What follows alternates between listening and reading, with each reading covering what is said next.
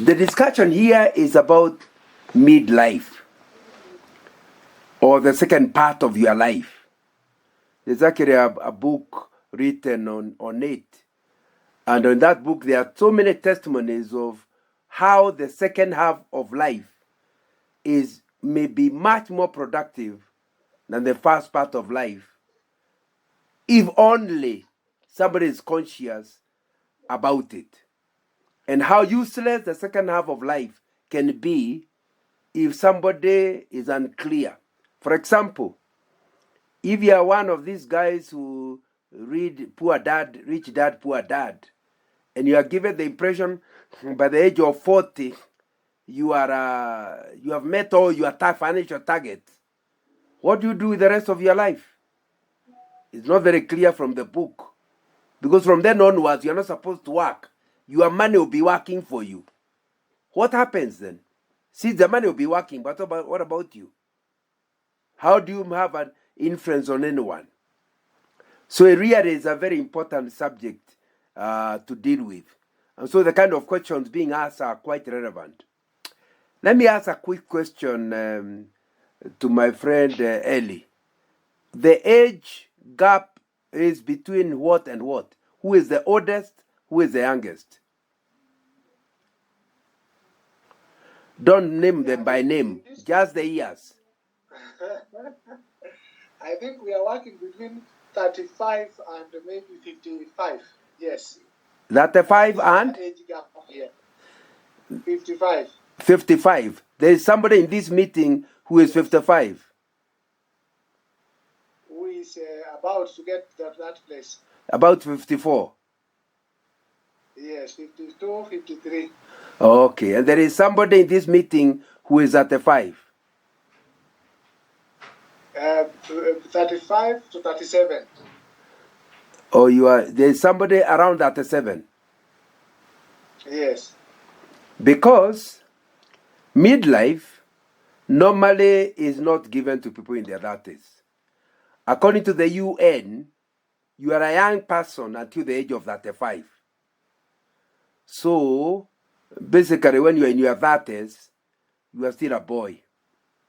It is those people who are in their 40s, and somebody says life begins at 40, whom we address ourselves to when we talk about midlife. Somebody, Kuna asked the group, what are your greatest concern about your work and career at this time of your life? And the first person simply said, can you change career and life and be purposeful and successful? And I was very attracted by that question. That's why I stopped looking at my notes to deal with it. I've written a book, Discovering Your Life's Purpose. And I say in the book, at whatever age you discover it, it will change your direction. One thing that is certain is that your life's purpose has little to do with your career. Unfortunately, teachers have emphasized careers to the extent that people think their purpose is their career. If you're an engineer, your purpose is engineering. Or if you are a teacher, your purpose is teaching. Purpose has little to do with, but is related to, your career. Because career refers to a profession or the things you do in your working life. But your purpose goes well beyond your years of working. At the age of 55, like me, or at the age of 60, like many of you, there will be clearly a discussion that tells you have to retire. But you retire at the age of 55, like me. If you die at the age of 85, you will see that you are likely to have another 30 years, and you have only worked for 30 years. So you are only halfway. So what will you do with the other 30 years after you have worked for 30 years? So purpose must not be reduced to careers. You need to discover your purpose. Why were you born? Why were you born again? What do you hear people saying when you are 85? They attend your birthday party and they are talking about your life. What do you hear them saying? What will you have accomplished by that age? If nothing else, if this meeting can push you to answer that question, your second half of life will be very fruitful. Because you may be doing a job that is not helping you in your purpose. And if that be the case, the earlier you drop it, the better. So when somebody asks whether it's right for one to drop their career, at any time, careers you can keep changing. You don't have to still do one career all your working life. You can keep changing your careers as long as they are all adding up to fulfilling your purpose. Your career is supposed to be supporting your purpose. Similarly, you can change. The job is even less important. You can keep changing jobs every year. Of course, the rolling stone gathers no moss. You can keep changing your jobs regularly as long as within a career. And you can keep changing your careers as long as within one purpose. So my encouragement would be that you identify what you hear will be your sum total of impact by the time you are 85, and ask yourself what you have done for the last 20 years of working life. Is it adding towards that? Steve Covey says you need to spend more time checking which wall to put your ladder on than be busy climbing the ladder. Because you might climb the ladder in a hurry. When you reach the top of the ladder, you look the other side and discover that's not where you wanted to go. So it's much more important for you to spend your time finding out what will make God tell you, well done, good and faithful servant. The trouble is, and I know you have children, and you can leave your child, one of them to be washing the house, the other one to be washing the kitchen utensils. Then the one of washing the house goes to help the one in the kitchen. When you arrive back, all things are clean, but the house is not cleaned. Really, will you accept the argument that I went to help this one? What will hold him responsible is for what he was supposed to do. So even if you are doing a very good job, but you are not actually working within your calling, you are still somebody whom God cannot say, well done, good and faithful servant. So one of the things that I think is very, very important during midlife is that review. Do I identify what my life's purpose is? And am I working towards fulfilling that purpose? And do I need to change something if I'm going to have achieved it by the age of 80? Because it has nothing to do with your retirement. What do I need to do? Looking at my life, I know I'll be physically less strong as I grow older. Are there things I need to do now which I cannot do later when I'm... And that's part of the very important exercise that we do during midlife. And then realign yourself according to it. I can see the screen disappeared. What happened? I thought I'm addressing myself to the screen. It became difficult to put on the screen. Yuna, are you able to share?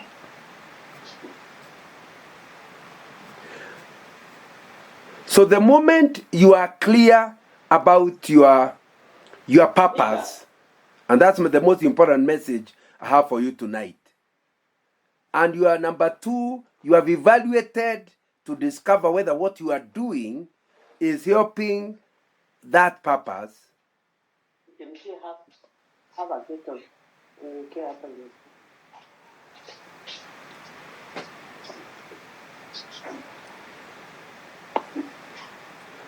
It's so small. Are you able to make it any bigger?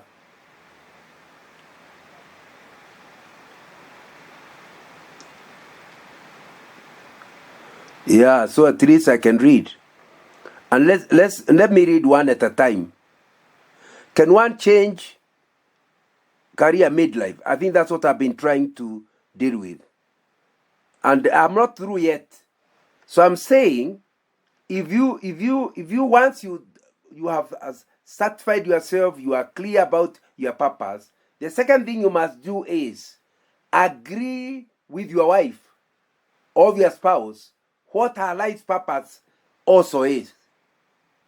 The moment it's clear what our life purpose, and when I say purpose, it is vision, mission, and core values. The three of them are what make what purpose is. Vision is what you have achieved by the end. Mission is what do you do to achieve it there. Core values are within which boundaries must you remain to go towards that purpose. So your spouse has done it, you have done it. Now you must write a third one, which is what we call a couple or family purpose statement that looks at what the two of you will have achieved by the end, looks at what you need to do to achieve it, and looks at what the agreed core values for the family is. Because if you don't agree them, there'll be going to be trouble with pulling different directions. When our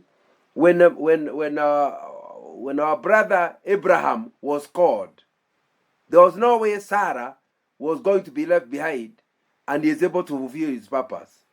So it's important that as a family, you have some congruence. And it's not a very easy exercise, because that exercise must allow that your wife's purpose is still fulfilled. Your purpose is still fulfilled. Your children and purpose may not be here, except on what the two of you, what kind of children do you have to have produced by the time they're adults? That's what will be in your purpose statement. But their own purpose statement are not about that. And that's something I like emphasizing to families. To understand, children are not part of your marriage. They are visitors. Okay, visitors who stay long, but they are visitors. If you marry at the age of 25 and you die at the age of 85, you will have been with the children for 20 years, but you will have been without the children for 40 years. So your life is not lived with the children. And once they leave your home, like mine did, my guess is that you have very little influence on them. You have some influence, but little influence. So it's between the two of you as you do your purpose. So if you do that, that will be important. The third thing is, now that you are clear what direction you are going, how do you divide up your time such that nothing is forgotten?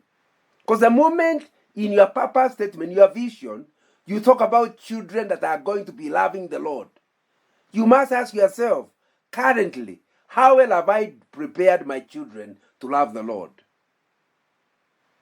And unfortunately, you need to understand the issue that children don't wait for you. They are not part of your marriage. So you cannot say, first of all, let me make money, then I'll deal with the children.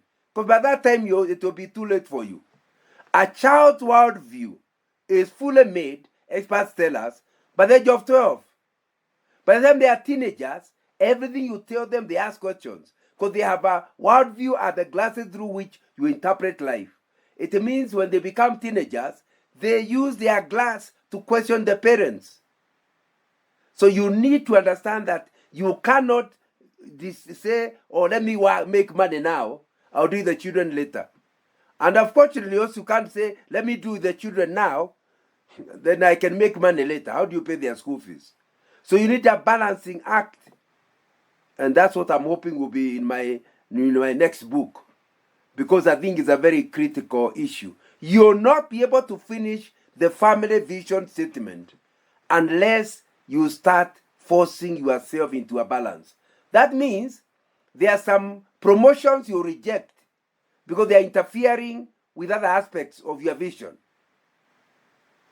That means there will be some schools you not allow your children to go to because it's interfering with your vision and mission statement.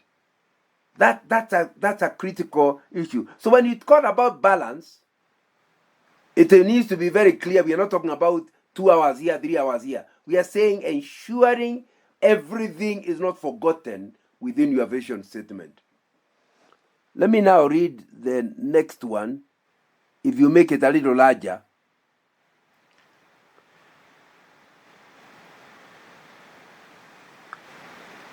Some families have opted that one of them remains at home as one gets into the career. The casualty is usually the ladies. What is your take on this man of God? Hey, I'm called man of God. Okay. I'm Brother Nganga. Now, you need to understand that these are not rules. There is no rule in the Bible that tells you what to do. So it needs to be a negotiated agreement for you as a family. Who is to stay home? Initially, even if the man was willing to stay home, he can't suckle the baby. So you are talking about remaining at home so that your baby has 2 years of suckling, getting the mother's milk. You don't have any milk. So if your wife goes to the office and you remain at home, that will have a problem. But as the children become bigger, either of the person could be left behind. But it's not the husband telling the wife to remain behind. And it's not the wife telling the husband to remain behind. It is that the vision statement discussed and both of you trying to fulfill is the one that suggests there needs to be something done here. And both of us cannot do it that way. So I think it's an important issue that one deals with. My wife, both of us were BCom when we were in campus. My wife got employed by an insurance company. I was employed by Shell. And it was very obvious to her that there will be a casualty here. And our children were. I did not suggest she comes out of the industry, but she herself went to look for a job as a teacher. Because she discovered teachers do almost what is a job, have a job. In the sense that if you are in a day school, by 3 or 3:30 you're out of class. You can be available to your children. And then 3 or almost 4 months, you're on holiday. So you are available to your children. And that's what my wife did in order for us to ensure that our family objectives are actually met. So it is around midlife that this becomes even critical. It's when you look at your children and you can see things are not going right. And so, if you really want to fulfill your mission, your vision and mission, and you can see they are soon going to leave home, it may require one of you. And it doesn't have to be the wife. It can be the husband remaining behind. If, for example, you are working and your wife has just got a promotion to be an ambassador of Japan,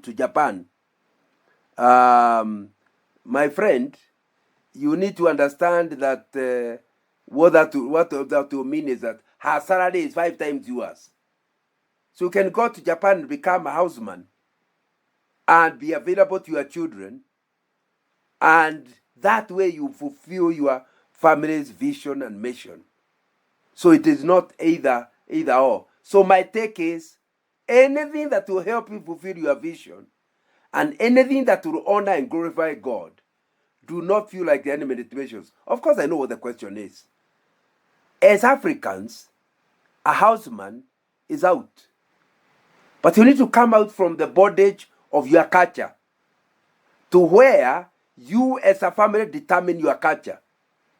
You need to come out from what will they think. Whatever they think is very relevant. How are you fulfilling your vision and mission is what really matters. Let me read the next one. I'll make it larger.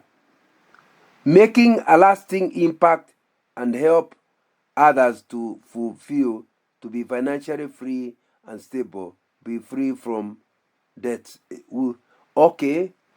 His interest is making a lasting impact. To who? Who do you want to impact? What kind of impact?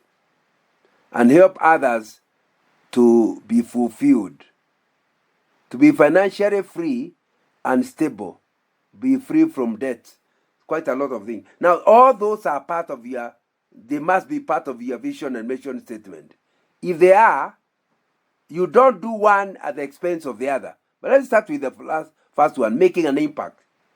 It depends on who you are making impact. If you read my book, Discovering Your Life Purpose, you will see that you have to make impact in wide areas. You need to make impact spiritually. You need to make impact financially. You need to make impact on your nuclear family. You need to make an impact on your bigger, wider family. You need to make an impact in your professional life. It's wide. So impact is not one item. It's all of it. And one of the things that will ensure you never make impact is living outside your means. I haven't seen any bigger killer of people realizing their vision as inability to live within your means. And it can be either. It can be a husband who is borrowing in order to quickly get rich. And he borrows without calculating. If you are going to be unable to pay, what will happen? So the wife is left to pay the debts that were incurred by the husband. That family hardly ever reaches his vision and mission. And by the time it can be a wife who is so risk taker that she just destroyed the family. And yet can be the other way around. Where you are so risk averse, there is no way you can increase your income. And that's why being two helps. Because one of you is likely to be risk averse, the other one a risk taker. The two of you must negotiate. Nobody should get the priority. The risk averse person must not be allowed to overrule. It must be debated so that you are able to take a middle line. But I always, at least in my personal life, I always calculate, and I've taken many loans, I always calculate the assumption. If I'm unable to pay this loan, what will be the impact? If in the most unlikely event it happens, will I cope with it? If I can't, you are not worth the risk. You need to take not risks, but calculated risk. And the way to calculate is to make an assumption that you will be unable to pay the loan. And once you are unable to pay the loan, what are the consequences? That's why, like the Bible says, you do not take a loan with somebody's bed as a collateral. Because if they have nowhere to sleep, God will be on your case. And my understanding of that means you cannot take a loan on your family house where your family is living. Put them in a small house in Umoja. Let them stay there. But do not take a loan on it. You do, because the worst case scenario, and you have seen it happen, is to be unable to pay, and you and your children are thrown to the road. And we are having to do harambes to rescue you. If you can see that's not, if by taking the loan that's the risk you are taking, that's not worth the risk. Go slowly. And you'll see you grow your asset base. Although that's not our topic tonight. But it's part of what we are discussing midlife. Because it's in midlife. When people say, hi, so and so has gone so far ahead of me. How do I catch up? You start taking a lot of loans. And you end up in serious debts. Remember to avoid competition. Why? Each person has a different vision and mission. So he looks like he's running ahead, but you don't know his vision and mission. So why are you comparing yourself with somebody going to a different direction? So I think it's a very, very important subject we are talking about there. Ensuring you make an impact without ruining your family. And also, making impact goes beyond your children to others. You know, if you feel stagnated, you need to answer the question, stagnated by who? Against what? And most likely, you are comparing yourself with others, which is a killer. It's a foolishness of the highest order to compare yourself with others. Have your own vision and mission. And as long as you are progressing towards it, don't worry what the others are going through. Make sure the two of you, your wife and yourself, are progressing towards it. And as long as there's some progress, how can you call yourself stagnated? But of course, there may be stagnation in one area, but you're progressing in another one. Again, how do you call yourself stagnated? If you are stagnated in all areas, then there is a problem. And you need to ask yourself, if I'm stagnated, what are the causes? Number 2, what is my contribution to the stagnation?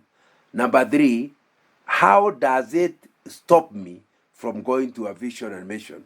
And when you do that, it will help. However, there are financial advisors. If it's financial stagnation, there are Christians I can recommend who can sit down and sit with you to try to, with not just you and your wife, so that you can look at how to reorganize yourself so that you don't have financial stagnation. The next one, Kiuna.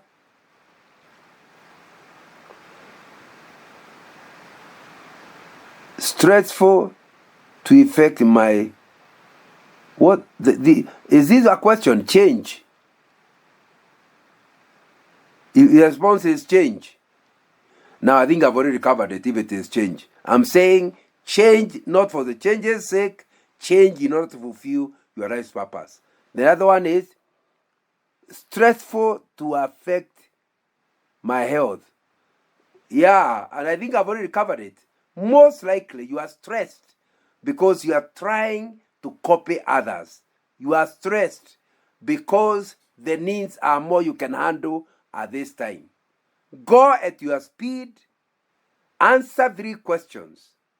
Am I progressing to my vision and mission as a person and as a family? Number 2, where I'm not progressing, what is my contribution to it? What can I do to change? Number 3, if I can see I have done my very best and I'm not progressing very well, might God want me to be at this stage of life?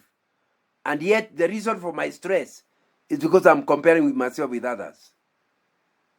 Those 3 questions will help you to come out of stress. Because stress, and it's not our subject today, stress is a product of your reaction to stressors. Both you and me can be having the same stressors, but depending on how we respond to the stressor, you will be stressed, and I'm not stressed. Yet we are facing the same thing. Both of us can fail to have a promotion. You, it stresses you. Me, it doesn't. Because I have reason to believe. I check, did I do my best? If the answer is yes, promotion comes neither from the east nor from the west, but from the Lord. And if He chooses not to give me a promotion, I'm smiling. So you need to check whether you are using comparison, or do you have a problem with expectations, where you have unrealistic expectations, and deal with it at that level. And if you are stressed to the effect of affecting your health, that's an emergency, because maybe you are reaching the point of burnout. And one of the things that comes out during midlife is burnout. But I think it is a full subject that needs to be dealt with, because burnout is that part of what happens when you become stressed to a certain level, and burnout actually destroys your body. And sometimes it's a long process to get you out of that. The job takes the lion's share of my time, hence other vital areas of life are starving. And you ask yourself, must you be in that job? Can't you go to a job where you are earning less, but it's more realistic? Why do you want to die in your job? Or, that's one. I normally have 3 questions. Might it be it's your style of working that's a problem? You're a perfectionist, and so what others are doing in 2 hours is taking you 4 hours. No wonder you come out late. Might that be the reason? Or thirdly, ask yourself, are you really equipped for that job? Do you need to do a course in order to be better prepared for it? Or is it an area you can improve on? and so you need to leave the job? Ask yourself those questions, and will help you to deal with if that is the cause of stress. Work and family balance is my concern. To climb the corporate ladder, it means dedicating more time, interfering with the personal family time. I think I've already talked about that. That the temptation is to concentrate on your job, not realizing that your children are not going to be there. My recommendation is think in terms of job up to the age of 60. Slow down your progress before your last born becomes a teenager.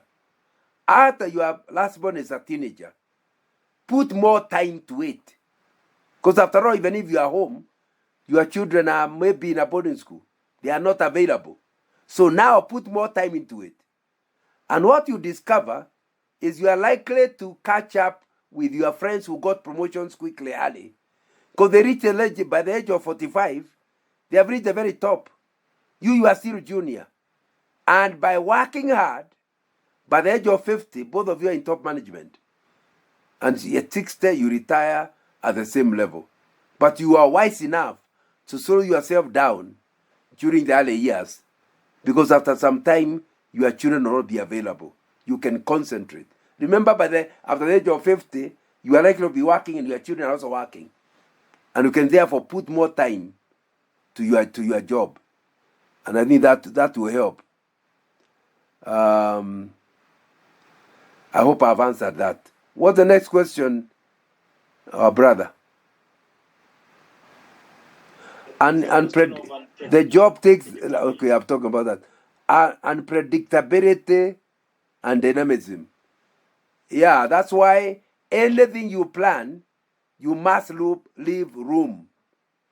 In other words, this is what I want to do, but if this happens, this is what I can do. You are not in control of things. Don't plan one track. Always talk about, in the best case scenario, this will happen. In the worst case scenario, this will happen. You know, there are three types of people among us here, even as we are discussing. The first group of people are people who do not change with experience. They are unchanging. They don't see why change. Even if he did this and he got this result, he continued doing the same. I'm starting to run out of time, so I'll not be able to go seriously into it. But that group of people have a lot of challenges. They are unchanging. Somehow they just continue the same. They say something, it annoys their wife, but they just continue saying the same thing until their marriage is divorced, ends up in divorce. That kind of category, by the time you are in midlife, you need to think about it. It's the same thing at your place of work. You are doing the same thing in the same way and expecting different results. No wonder you're not getting promotions, or no wonder you're ending up with possible firing. Or you are working the same way and therefore progressing at a speed, but ignoring other things. So that's the first category of people. They are called the unchanging group. The second group is called the reactionary people. Normally we think of them negatively, but reactionary people are very good people. Reactionary people are people who evaluate what they are going through and take lessons out of it. If they succeed, they don't say, what a good man I am. They ask themselves, what did I do to succeed? And they take notes from their own life. Somebody says experience is a good teacher, but it's a very expensive teacher. So don't waste that experience. Draw, why did I perform so well? How come I'm able to make my wife happy so much? How come I'm able to get more time for my children? What did I do right? The reactionary people also look at what went wrong. And instead of crying over spilled milk, they ask themselves, I know I failed, but I'm sure God will allow me to draw a lesson out of it. What was my contribution into it? Because a lot of us want to look for somebody to blame. What's my contribution in it? What can I do to avoid that contribution. You will draw lessons so that anything that happens to you in life will make you a better person continuously. And you become better over time. But those first two are not the recommended type. The recommended type is called the proactionary group.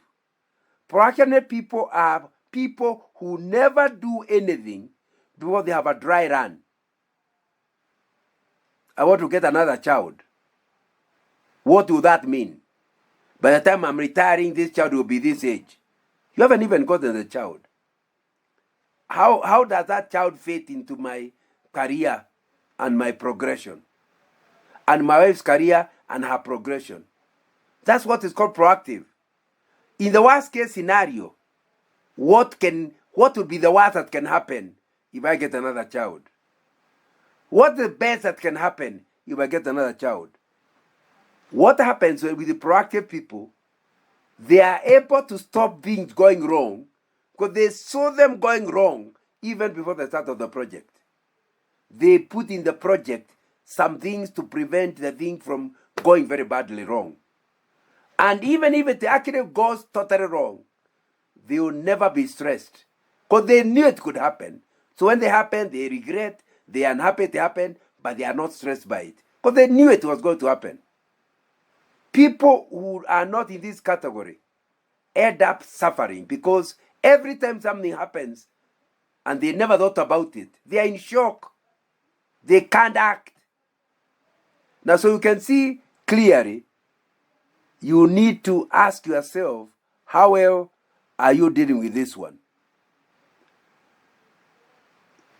And here we are reading whether it is right to get fully into my side hustle and stop out of employment. Now, obviously, 3 things you must look at. Number 1, you must ask yourself, again, as a proactive person, when I go to this side hustle, what will be likely my best income? Can I live within it? Number 2, what are the likely risks? Remember, they say in business, they say that in business, the higher the risk, the higher the profit. So if the side hustle is bringing a lot of money, it has its own risks. And I told you the way to do it is look at the worst case scenario. If it happens, can the family cope? Then look at your current job and see what are you earning, what are you likely to earn over time. And if you can see clearly it's a stagnating job, then you should be looking at a way of slowly living it out at your own choice. Don't allow yourself to be pushed out, so that you give yourself a timing. And each one of the risks you have identified, talk about with your wife how they will be dealt with. If this happens, this is how we shall live. If this happens, that's what we shall live. Then now you can go to your side hustle. But if your side hustle long term will give you less than your salary, then you need to ask yourself whether you are taking the right decision. Stagnation and burnout, current responsibilities limit time for further studies, while work demands leave me so drained. Now, studies in your generation are far much better than in our time. In our time, you needed to resign to go to do masters. Now, you can actually do masters through correspondence, not just the Kenyan one, even London degrees. I've seen somebody do a London degree by correspondence. So it is possible to do it by correspondence. The only thing is, in order not to become a stressor, if others are doing their masters in 2 years, do years in 4 years, as long as the university allows it.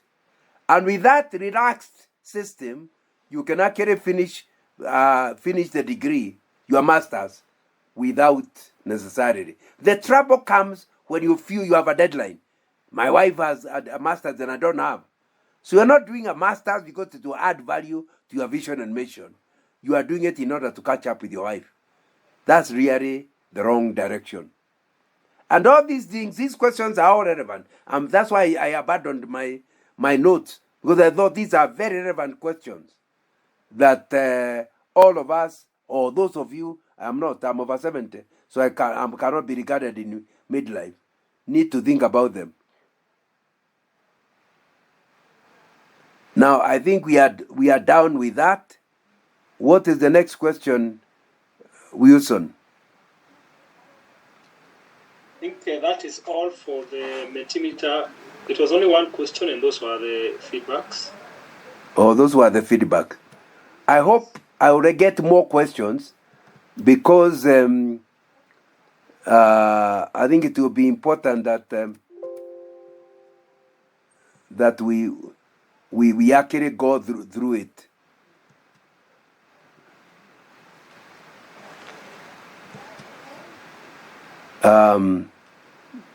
That is fine. We'll have Recording stopped. More questions at the end of your presentation. Now,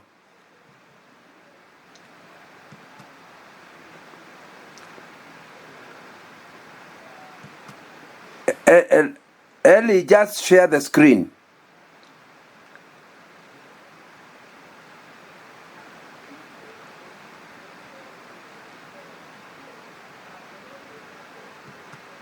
Okay, let me share. Please.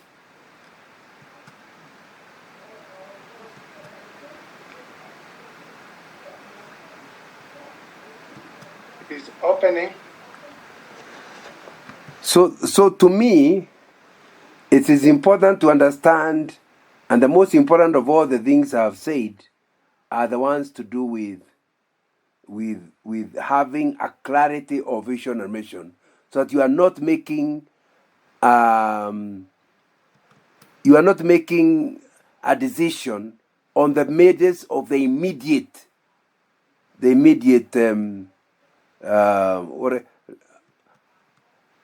by the way, I think I can also do it.